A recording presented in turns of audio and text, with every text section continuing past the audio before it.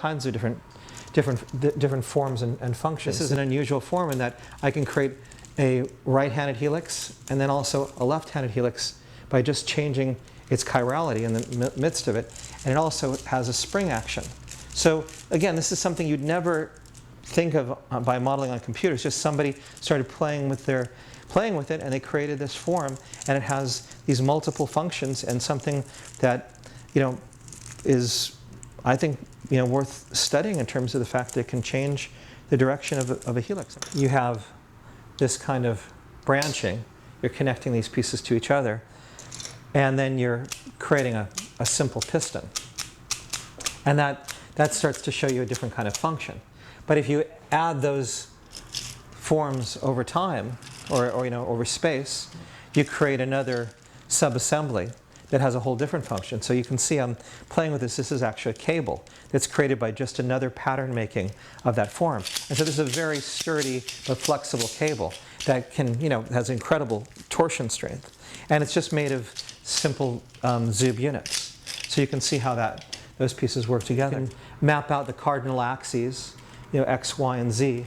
And what's interesting is that you can actually take this and turn it in space and change the axis. So this is like a robotic, walker that could be made from just changing the X, Y, and Z axis, through the rotation of hinge joints. So you have something that's rigid like this and collapsing. So just different types of properties in terms of, this is similar to the way probably you could think of how bamboo works, having some level of flexibility and some level of rigidity. A circle, and then we have a triangle in the middle, and then these different branching connections that would be hinge connections or plane joints, and then you're able to make a very simple axle. So just showing how these simple relationships can build into this way of making a wheel. For me, ZOOB is about relating to how we work from inside out, from the atomic molecular level, from the system level, from having these small sub-assemblies that come together and self-organize. The way that, to me, how could I explain, this is a left-handed helix and this is a right-handed helix. And they're not the same thing, but they have the same units, they have the same geometry, but one exists as a mirror image of the other.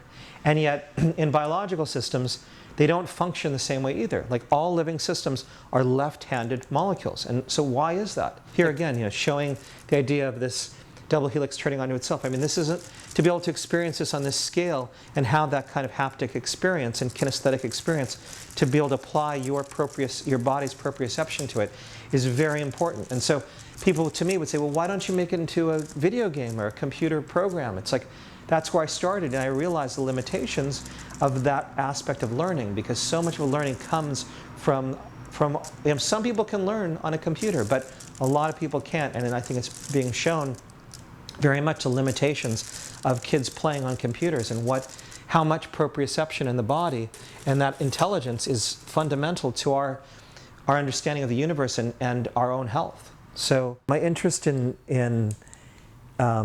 developing ZOOB came from my desire to communicate some of the complexity of the way that natural systems work on many orders of magnitude. And I looked back to the history of art and saw that there were artists who had tried to integrate different types of visionary practices, people like Buckminster Fuller or Joseph Beuys, or back to Rudolf Steiner. I was building these artificial life programs, and the thing about them was that there weren't color monitors at the time to be able to display them, so I would print them, and I was showing them in museums and galleries using some of the conventions of the history of photography or the history of motion studies. And I realized that they fell into this level of connoisseurship within art, but they didn't really reveal to people. It was self-reflexive in that way. It didn't help people understand really the pedagogical nature of the work. And so I realized that what I had done was a tremendous amount of research about another way of looking at relationships. I looked at the history of of the Museum of Modern Art and the history of our relationship to objects, and I started realizing that as a sculptor, I knew that you know, in the last 100 years of modernism, we looked at an object as a noun, like a Brancusi or you know, Rodin sculpture as an object, as a proper noun. And then we started looking, you know, in the 60s and 70s, looking at the relationship of an object as a verb. So there were the process artists like Richard Serra, you know, famously would say to rip, to tear, to pull, to act on an object was another way to create another state or another object. And so for me, I started looking at the idea of an object in relationship with another object as, you know, now what people call relational aesthetics, but at the time I thought of it as the object as a preposition. So between, through, around, under, over. And for me, that was the idea of looking at ZOOB as this kind of relational